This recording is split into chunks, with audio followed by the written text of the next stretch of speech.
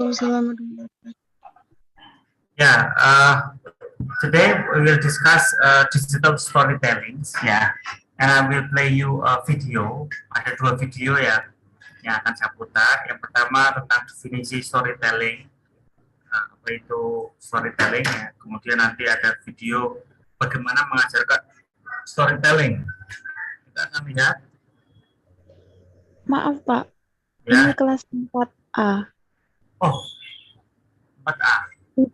Teaching listening and speaking. Teaching listening and speaking. Ya, ya, ya. Ya kan? Betul. Teaching listening and speaking. Ya, materinya hari ini digital storytelling dalam mengajarkan teaching listening and speaking-nya.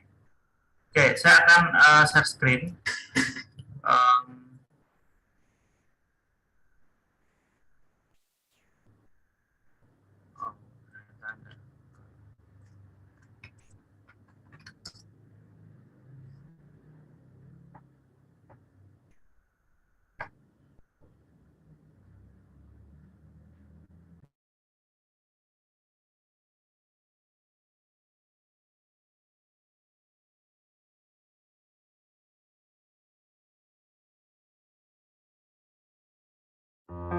What is digital storytelling?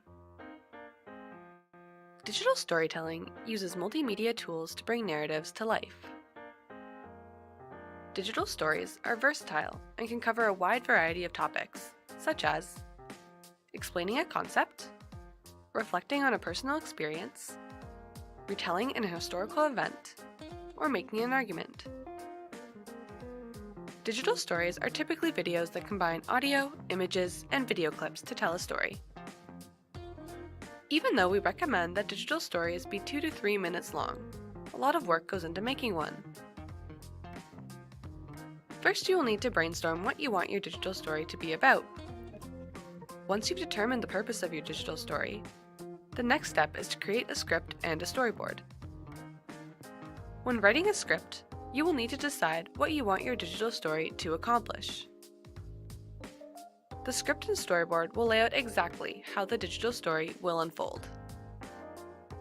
The next step is to create your video. Depending on your script and storyboard, you may need to record your voiceover, gather or create images or video clips, and choose music and sound effects. Finally, put all the elements together and enjoy the final product. If you're interested in learning more about these steps, check out the guides and videos that we have linked in the description. So, why create a digital story?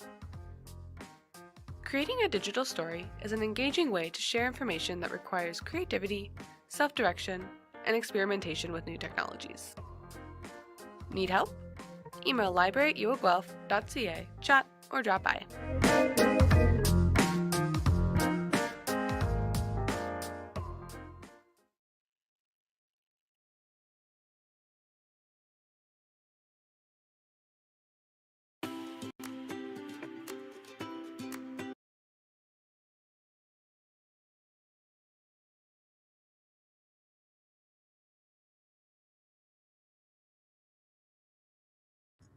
Ya, jadi tadi digital storytelling ya. Kita akan lihat video yang kedua. Video kedua ini kita akan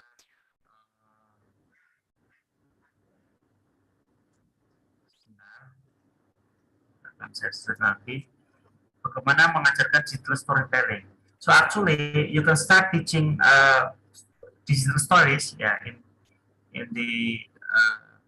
teaching listening and speaking by starting with writing skills, for example, and then you end up in writing and listening and speaking. Yeah, this is also possible. Okay, let's see from.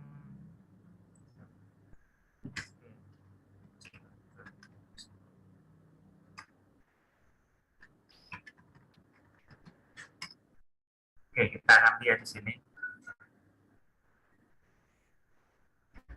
Digital story or storytelling.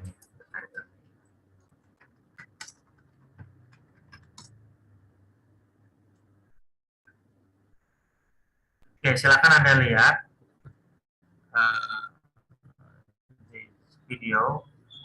Nah, saya akan putar.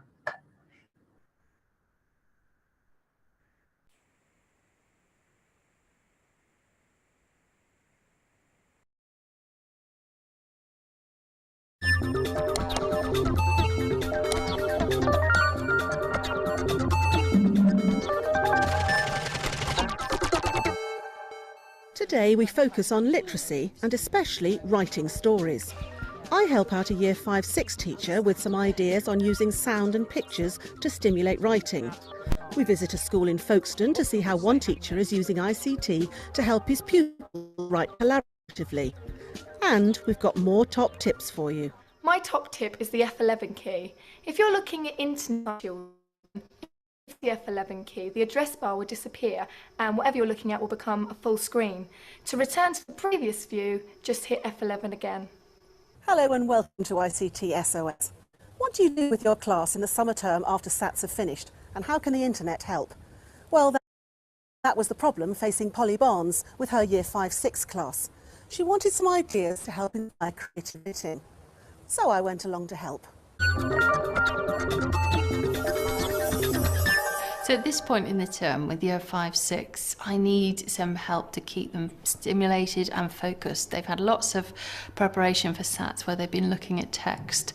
So I'm looking for something new and different that will really stimulate their creative writing. Something with ICT that would keep them focused. By just going to a search engine and clicking images, you can find any number of pictures of people looking angry or sad or weather or seaside, whatever you want.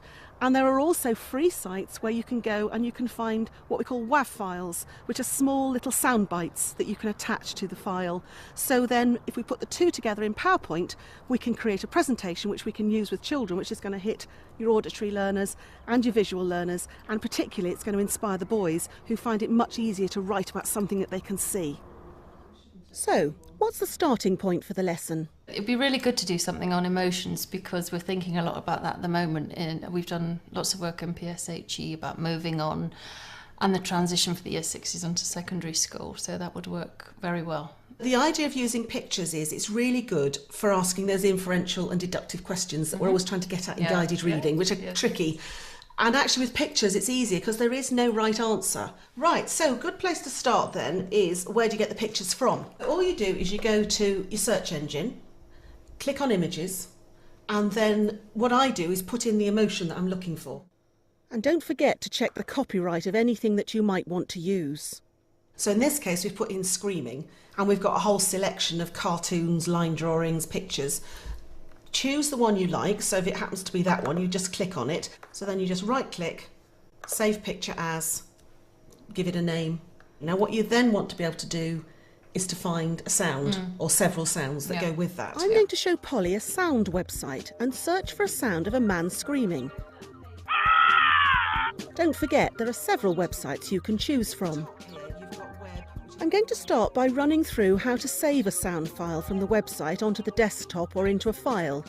You right-click with the mouse, select Save Target As and name it as a WAV file. Then we're going to create a presentation that you can use, that you can add to in the classroom. Okay. So you open PowerPoint and you get blank presentation. Go to the top, Insert, Picture, From File. Yep. So you just click on it and click on Insert. Now it's quite small, but we can resize it by just getting hold of the corner and dragging it. So then what we want to now do is put a sound on it.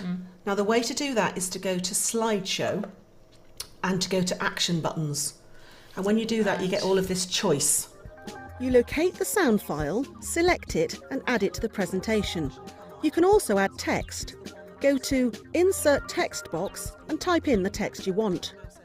Right, so we've now found some pictures and some sounds. We now need to look at how we're going to put that in a lesson and what your objective is going to be in that lesson. We've written some poems recently. We've written a haiku, and that was very good because what I've been trying to encourage the children to do is play around with vocabulary and enjoy words. Yep. And I would like to use that and think about themselves. So, how will Polly get on? So have a look carefully at those images. I want you to think about how each person's feeling. Okay, so John, what do you think? Family's gone away and we've forgotten them. The family's gone away and forgotten them, and he's all alone. Okay, so Frustrated. frustrated. What are we looking at, A or B? A? Frustrated. Okay, so thinking about your facial expression, the facial expressions here, can you describe what that face is like? It looks like a loved one's just been shot right in front of her. It looks like a loved one's just been shot. Okay, it does. It looks very tragic, doesn't it? And I'm going to play you now 3 sounds. Which sound best fits picture A? Okay, you ready? This is number 1.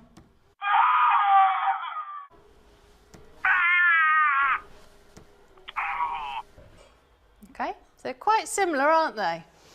Which do you think? Kobe? I think number 3, You think number 3, why is that? because like sometimes you go like, oh. And it's a shorter sound, Yeah. is it? The class has been working on haikus. Polly wants the Year 6s to write a new poem about their feelings on moving up to secondary school, and for the Year 5s moving into Year 6. Thinking about the images and sounds they've seen in the introduction, what would they look like if they were in a picture thinking about the transition ahead of them? Think for yourself about what you're going to put into this poem. Okay. So again, what are you feeling? You're trying to get that okay feeling. My haiku is about me moving on to year 6. A breathtaking time, a ginormous step away, and a breathtaking day. The lesson ends with the pupils presenting their poems to the rest of the class.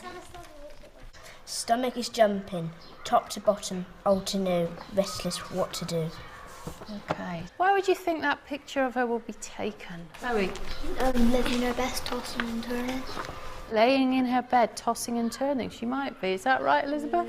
I didn't know where I'd be really. You Sort of on the way there. On the way there, on the way to your new school.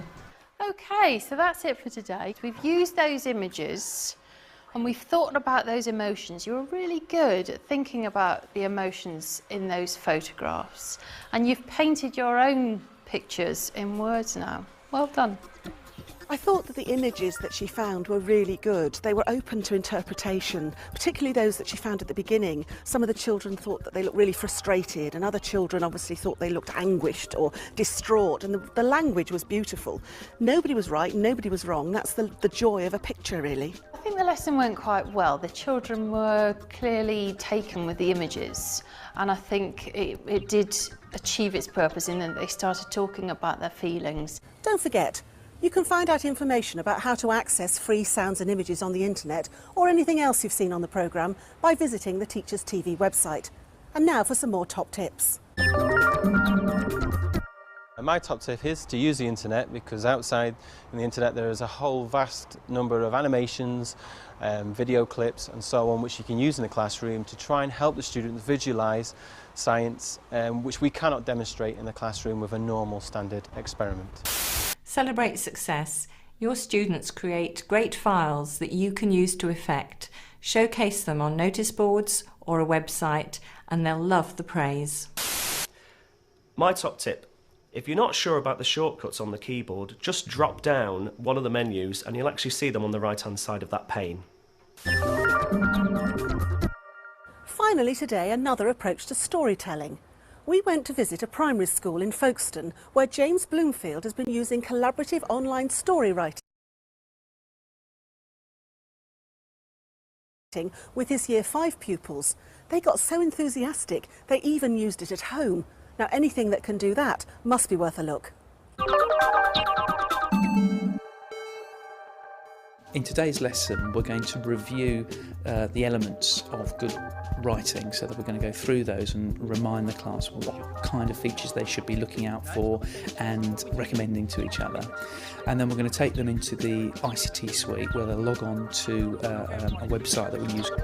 I find it's really useful because it's an online environment. Many schools have their own flavour of online community. It's a virtual learning environment. This is great because it's mediated.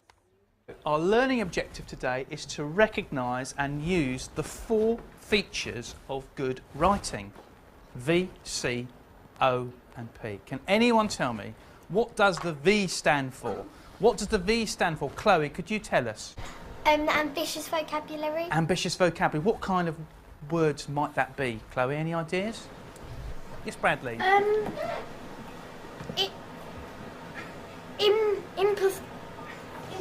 We'll come back to you, don't worry. Yes. Incompatible. Oh, yeah, great. Incompatible, good. Monstrosity. Monstrosity, brilliant word. Excellent word. OK. James takes the class through the other elements of VCOP: connectives, sentence openers and punctuation. Instead of using full stops, which is a bit boring, you can use full stops, colons, semicolons, question marks, commas, exclamation marks, and... Yeah, brilliant. You've just said loads there. Fantastic. Well done. Now, we're going to move to the work we were doing online, and you have started to publish the most brilliant collaborative stories. Now, The class has been working on a collaborative story writing project. Working in groups of 3, they choose a theme and then write either the beginning, middle or end of the story. I'm going to look at and I think we should all suggest ways of improving it. OK, and it's called Capel School Adventure. Can I have a volunteer just to read the first paragraph? I arrived in the year 2106 and walked out of the TARDIS. OK, now, Edward hasn't finished this. He's just put these 3 dots. What are those 3 dots? Eclipses. No, it's not eclipses. Jasmine. Are they ellipses? Yes, they are. Well done. And what could we add to this? I arrived in the year 2106 and walked out of the TARDIS. What could we say happened next? I saw a school which don't see 1,000 years from now. Yeah, OK. Now, we're going to be using our online clubs. Some of the pupils go to the ICT suite to read and comment on each other's stories. It would be great if you could all look at different stories. Remember, you can email the person, you can email the author by clicking on their name, or you can visit the school forum and then you can leave your comments there for them. We divided ourselves into 3 and we all decided who would do the beginning, middle and end. I did the beginning, Bradley did the middle and Callum did the end, and we all had our own ideas. It's very easy for the children to share what they've written together and send each other emails or post comments in forums. So that's precisely what we've done. We set up a forum on the collaborative story that they're writing. It's based on the school in 100 years' time. If you click on it, it will show people your stories. So if we go on 100 years from now, it shows us our stories. This is mine, Bradley's and Callum's. We have a formula, what's on here. Say if we were sunk in there, say like, Rebecca, your story is well done. Rebecca, say well done, Rebecca. And then you can post reply, and then it comes up down here. And like, you will get sent back ones. Emma Richardson from me, it says Bradley, brilliant story, but you could add more punctuation. I think the great thing about using ICT is it's really encouraged the children and inspired them to write better because they know it's going to be seen by lots of people. It's like really fun for people to do. Yeah, it lets everyone know like about how good you are at stories, and it shows you like what you want to write about. Because I've got them suggesting the improvements. It's in fact an example of higher order learning because they're having to think about it and teach and show and give examples to their friends. Well, that's about it for this programme, but before we go, here's a top tip from me. If you are using sounds, it's well worth buying a pair of external speakers. It really makes the quality so much better. Don't forget, you can find out information about anything you've seen in this programme, or indeed the series, by visiting the Teachers TV website. And I'll see you next time.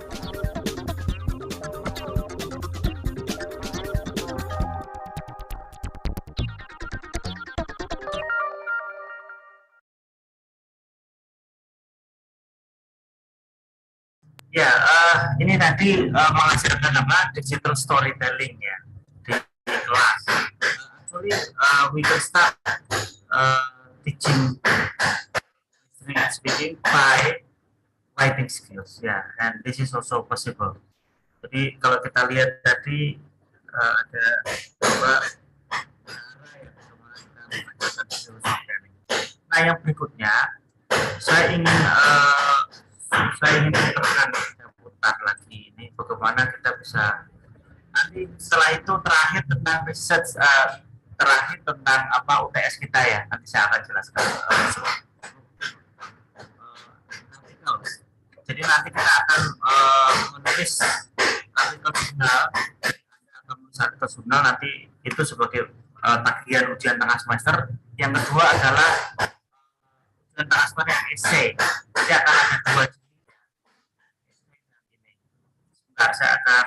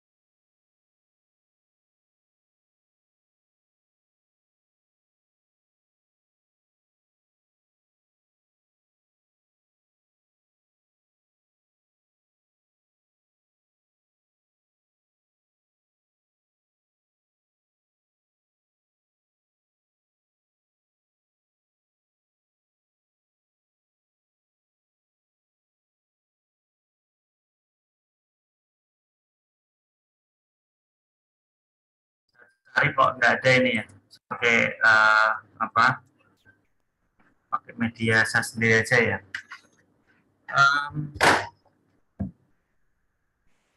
Oke, nanti terkait dengan research yang apa, artikel jurnal yang Anda harus buat, itu yang pertama nanti artikel jurnal itu harus memuat yang pertama judul seperti ini adalah judulnya, kognitif dan seterusnya ya. Yang kedua harus ada namanya author, penulis. Kemudian yang ketiga affiliations dan corresponding author. Ini correspondence, artinya emailnya apa harus ada. Kemudian abstrak. Di sini ada abstrak.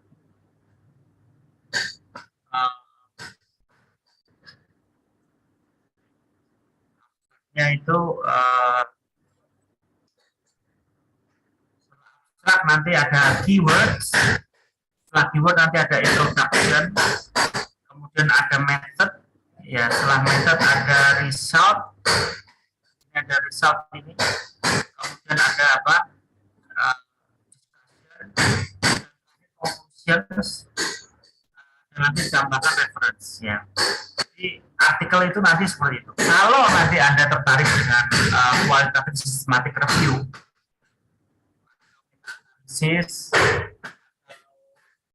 apa namanya, maka yang Anda lakukan adalah ini. Jadi yang pertama ada identification, jadi artikel mana aja yang Anda identifikasi, apakah Google Scholar atau Public or Paris, lain. Ya. Kemudian screening. Nah, nanti Anda screening kira-kira yang masuk itu ada berapa, eligibility, artikel yang eligible itu ada berapa, nanti dijelaskan itu di metodologi. Sama included-nya ada berapa. Ini kebetulan ada 7 artikel. Nah, dia di 7 artikel itu memberikan ilustrasi di sini, ada tabel ya. Penulis pertama Ahmad misalnya, tujuannya apa? To explore the effect of Facebook on grammar discussion and writing competencies in English. Nah, di sini tujuannya itu berasal dari apa? Research questions. Kemudian characteristic of subject. Characteristic of subject and intervention period. Jadi 60 undergraduate, 30 the experimental, 30 the control. Subjek itu sama dengan participants ya. Kemudian intervention itu kapan intervensi period, jadi durasi intervention. Kemudian outcome measure, ini instrumen penelitiannya apa? Pre dan post test. Findingnya gimana? Itu nanti semua dibuat tabel seperti itu, baru nanti setelah itu discussion. Saya akan buat ini penjelasan di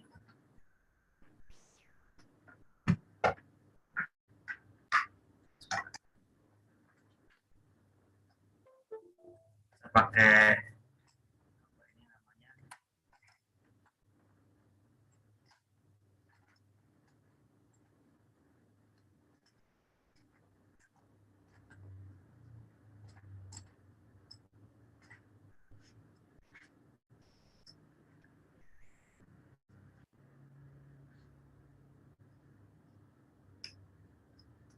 ini sekedar ilustrasi bahwa nanti untuk ujian tengah semester itu nanti akan ada 2 macam ujian ya. Jadi yang pertama itu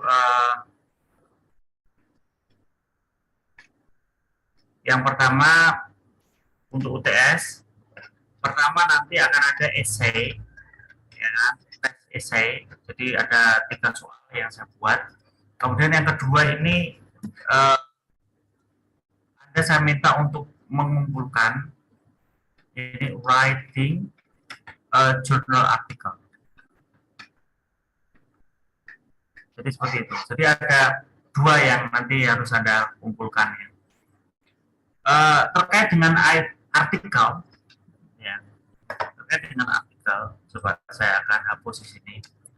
Yang pertama begini, artikel itu harus memuat yang pertama namanya title. Apa? Dari ISR, tetapi boleh yang lainnya. Kalau Anda mau kualitatif systematic review boleh, mau yang kualitatif juga boleh. Kemudian yang kedua ini apa namanya, authors, penulis, and affiliation. Jadi penulis dan afiliasinya. Kemudian yang ketiga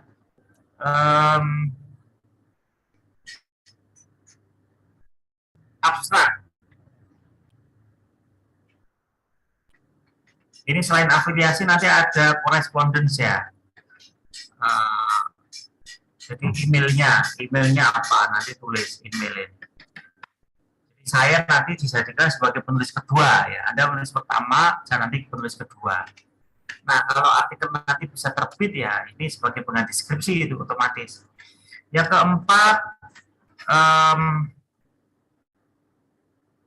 Yang keempat ini apa namanya?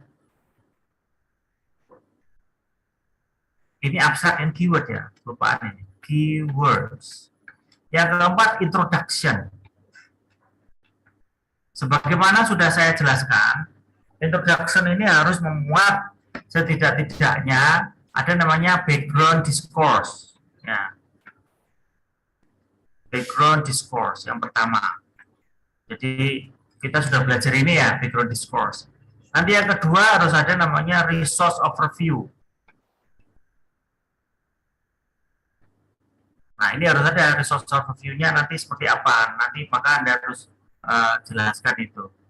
Yang ketiga disebut sebagai research questions. Jadi at least introduction ini ya harus memuat 3 unsur ini setidak-tidaknya. 1 ini, kedua ini, dan ketiga ini harus ada. Ya, background discourse, jadi latar belakangnya apa. Maka introduction ya harus jelas seperti yang kemarin sudah saya komentari itu ya. Kemudian yang kelima, metodologi. Ya. Jadi kalau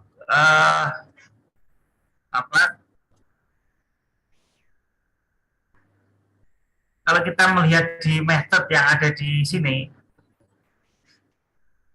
nah method ini ya, kita bisa baca di sini bahwa dia hanya menjelaskan, Anda menjelaskan kalau memang CSR ya. Yang pertama ada author search for advanced studies on the topic of apa. On this topic misalnya in the Word databases, Web of Science and Scopus. Misalnya Anda carinya di public or Paris. Bilang aja Anda carinya di public or Paris. Atau kalau nanti Anda mencari di ProQuest. Kalau Anda di Perpusnas itu kan ada namanya ProQuest ya. Nanti cari di sana tidak apa-apa. Berarti databases in ProQuest misalnya. In ProQuest databases. Tidak apa-apa. Kemudian yang kedua nanti Anda jelaskan di sini apakah dikasih time period atau tidak, jelaskan juga. Kemudian nanti akan ada 51 artikel word generated misalnya. Oh, ada 51 yang ini. Dan nanti yang exclude ada berapa, yang dianalisa ada berapa, intinya di situ. Nanti dijelaskan, oh ini yang include itu ada berapa, yang include itu yang seperti apa, jelaskan. Oh kalau yang include berarti yang variabelnya sama, misalnya boleh. Oh yang include berarti yang peer review. Oh yang include apa gitu. Yang exclude itu yang apa? Oh kalau yang exclude berarti yang student attitude tidak termasuk. Nanti Anda lihat artikel-artikel yang sudah terdeteksi itu ada apa. Nanti oh kalau yang misalnya ini descriptive studies oh tidak termasuk misalnya. Boleh. Kemudian nanti dibuat seperti ini. Jadi seperti itu modelnya nanti seperti itu. Kemudian yang keenam, setelah method itu ada namanya result. Nah, result ini pada dasarnya adalah jawaban, ya, answers to your research question. Nah, gitu. Jadi result ini adalah jawaban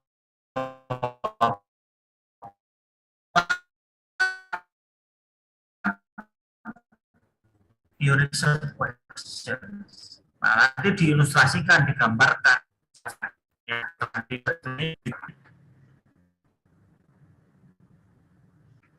Nah, discussion ini itu ada 2 macam yang bisa Anda lakukan.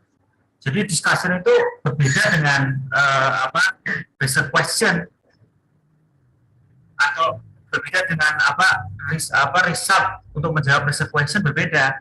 Jadi result adalah jawaban dari, tapi discussion ini enggak. Discussion itu adalah critical thinking terhadap jawaban Anda, answers. Kenapa kok jawaban di result itu ini? Nah ini Anda harus berpikir kritis. Anda telusuri, kenapa kok hasil penelitianmu itu gitu loh. Itu yang pertama bisa dengan model critical thinking to your answers ya. Yang kedua, Yang kedua saya gambarkan ada semacam Venn diagram ini ya. Nah, ada arsiran yang di tengah ini. Arsiran yang di tengah ini kan menunjukkan similarities. Taruhlah penelitianmu adalah A, penelitian orang lain adalah B. Maka Anda harus menjelaskan di discussion ini apa kesamaan dan apa perbedaan, tetapi juga masih terkait dengan critical thinking, tidak hanya sekedar menyajikan aja, tapi you have to be critical, ya, to the similarities and differences of the two research, ya. Nah, kalau memang ada yang sama persis, ya, berarti Anda harus membedakan apa perbedaannya, apa persamaannya. Kemudian kalau memang variabelnya ada yang berbeda, ya Anda jelaskan, oh kalau ini variabelnya A dan B misalnya, ini ternyata A dan C, itu kan bisa aja. Ya, nanti jelaskan apa persamaannya, apa perbedaannya, seperti itu. Kemudian yang 8, conclusion.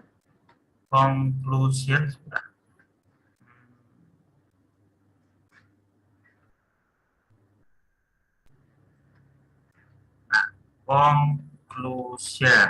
Dan yang terakhir ini references. Nanti harus pakai mendelay ya. References ini minimal 20 artikel, ya.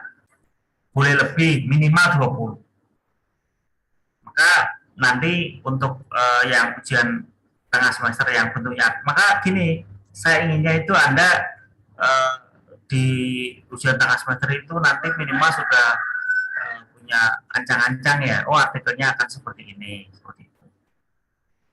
Jadi nanti di pertengahan semester berikutnya, setelah lebaran nanti insya Allah kita akan lebih siap untuk mengirimkan artikel itu ke jurnal, ya. Jadi seperti itu. Mungkin ada pertanyaan di sini, silakan. Halo.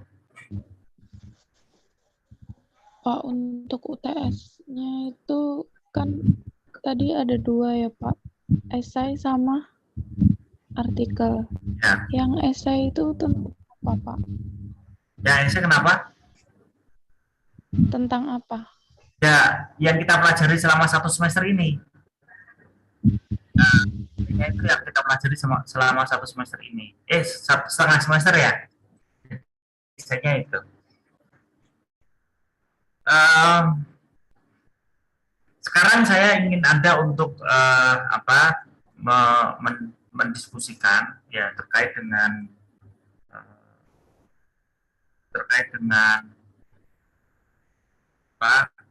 artikel jurnal yang berjudul ini. Anda sudah punya artikel jurnal ini kan, sudah saya share di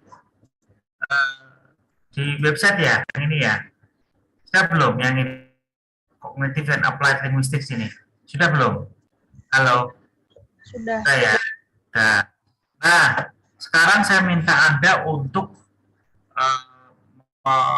mendiskusikan bagian metodologi ini, method. Nah, saya nanti minta artikel Anda itu metodologinya kurang lebih seperti ini. Ya. Nah, saya ingin Anda untuk membuat semacam peta konsep ya. Jadi nanti peta konsepnya itu seperti ini, saya akan share ya. Jadi peta konsepnya nanti, sebentar saya hapus ini. Ada misalnya peta konsepnya ini, method. Nah, nanti pertama ini apa? Yang di sana itu isinya apa? Buat peta konsep. Misalnya kalau kita lihat di artikel itu, peta konsepnya adalah di pertama dia searching the word databases, Web of Science and Scopus misalnya, ya kan? Searching. Ini boleh aja ditulis di sini. Berarti peta konsepnya ini pertama searching databases. Jadi Scopus and Web of Science.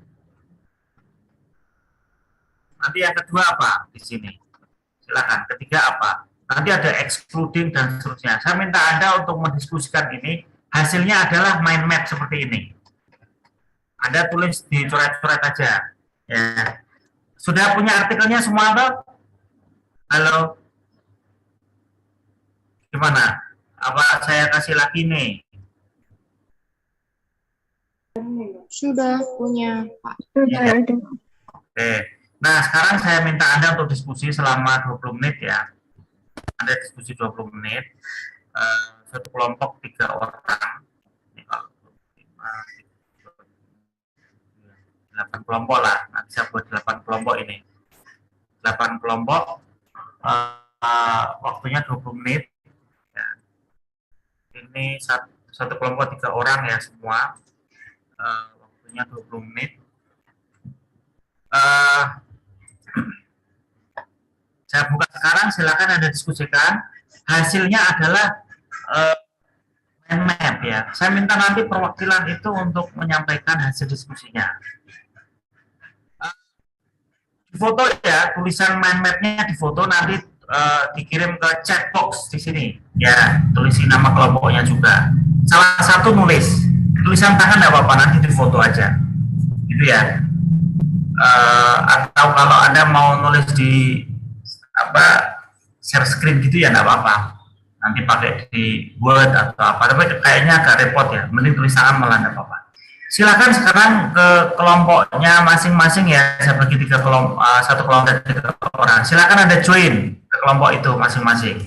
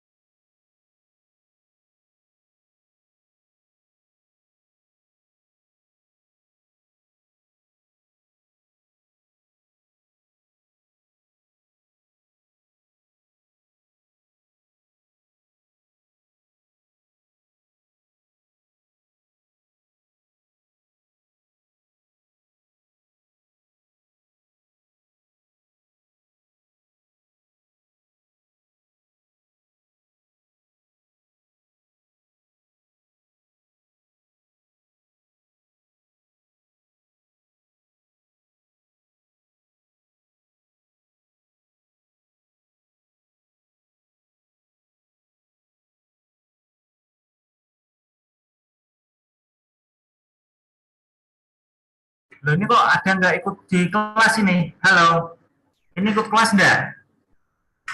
Halo, kalau enggak saya keluarkan aja dari Zoom ya.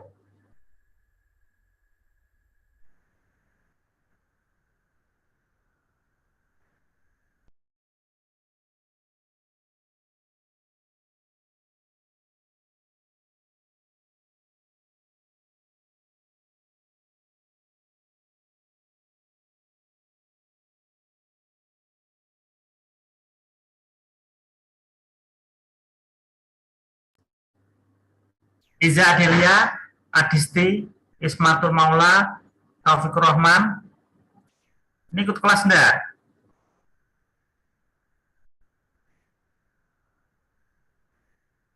Udah, saya remove aja ya kalau enggak ikut ya.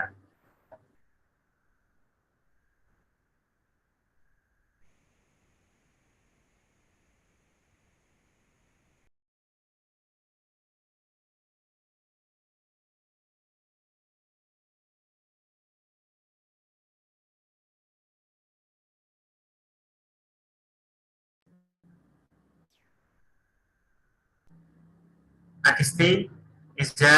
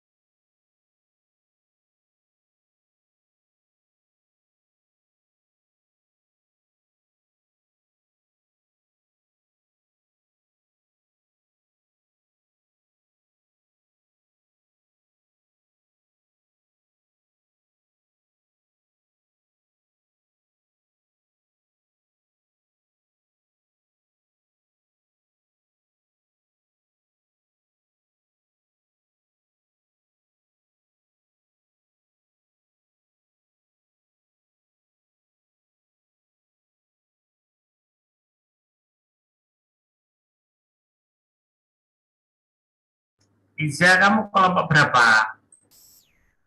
Mau ikut? Iza, Adelia.